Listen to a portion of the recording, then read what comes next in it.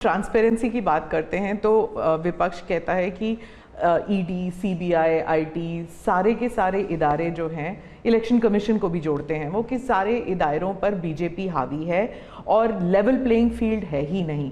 मतलब they already making the ground कि election जो है वो फेयर नहीं हो सकता। इसमें एक भी कानून मेरी सरकार ने नहीं बनाया, चाहे ईडी हो, सीबीआई हो, चाहे इलेक्शन कमीशन। ऊपर से हमने तो इलेक्शन कमीशन में सुधार किए हैं। आज इलेक्शन कमीशन बनता है तो अपोजिशन भी उसमें होता है। पहले तो प्रधानमंत्री एक फाइल पे साइन करके इलेक्शन कमीशन बना देता था और जो उनके परिवार के साथ निकट जुड़े थे ऐसे ऐसे लोग इलेक्शन कमिश्नर बने थे। ऐसे लोग इलेक्शन कमिश्नर बने थे जो वहाँ से निकलने के बाद राज्यसभा के मेंबर बने, उनकी सरकार के मिनिस्टर बने। ऐसे इलेक्शन कमिश्नर बने थे जो कांग्रेस के बाद में कैंडिडेट बने।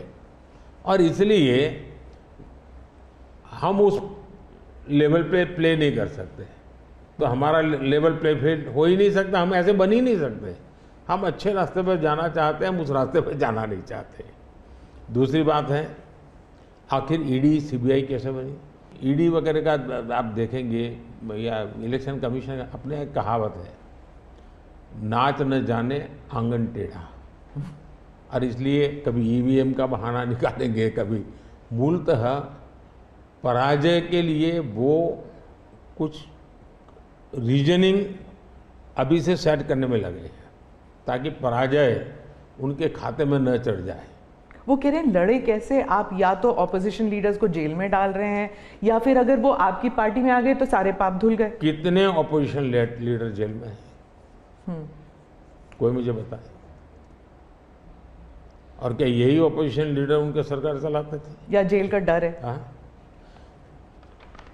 डर तो पाप का होता है जी। ईमानदार को क्या डर होता है?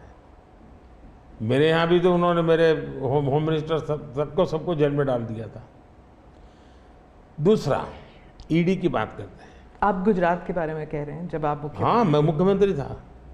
अच्छा, जो ईडी की बात करते हैं, ईडी ने जितने केसेस किए ना उसमें से सिर्फ, देश को समझना, सिर्फ 3% ही पॉलिटिकल लोग इन्वॉल्व है जिन पर एक केस हुए हैं। 97% जिनका राजनीति से कोई लेना देना नहीं, ऐसे लोगों है को हुआ है जो कोई ड्रग माफिया है, कुछ अफसर हैं जो करप्शन करते हैं, कुछ अफसर हैं जो बेनामी संपत्ति बना के बैठे हुए हैं। 97% केस उन पर हुए हैं, जेलों में वो लोग गए हैं। अच्छा, मजा देखिए, ईडी एक स्वतंत्र संस्था को काम कर देना चाहिए, नहीं करने देना चाहिए? बनाई क्यों भाई? 2014 से पहले ये संपत्ति अटैच करने का ईडी को अधिकार है। 2014 से पहले उन्होंने सिर्फ 5,000 करोड़ रुपए की संपत्ति अटैच की। कौन रोकता था ईडी को भाई? और किसके लाभ में कहता? मेरे कालखंड में गलत काम करने वालों की 1 लाख करोड़ रुपए की संपत्ति अटैच हुई है। क्या ये देश की जनता का पैसा नहीं है?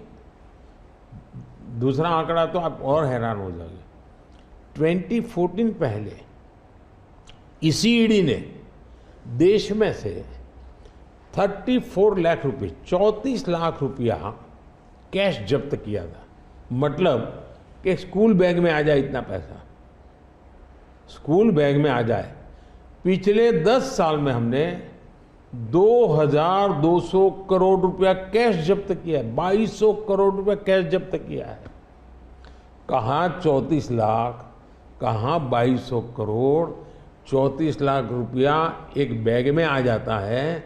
2,200 करोड़ रुपया सिर्फ करना है तो वो हाथी का छोटा सा ट्रक आता है ना, 70 ट्रक लगेंगे तब जाकर इतना रुपया हमने ईडी ने हमारे यहाँ हमारे कालखंड में। इसका मतलब ये है कि ईडी सही काम कर रही है। कैश पकड़ा है भाई, लोग पकड़े नहीं, कैश भी पकड़ा है। और मेरा ये कमिटमेंट है जी, मैं ये कन्विंस हूं कि भ्रष्टाचार ने देश को तबाह करके रखा है। हमें देश में से भ्रष्टाचार के खिलाफ लड़ाई लड़नी चाहिए पूरी ताकत से लड़नी चाहिए और ये मेरा व्यक्तिगत रूप से मेरा ये कन्विक्शन बना हुआ है।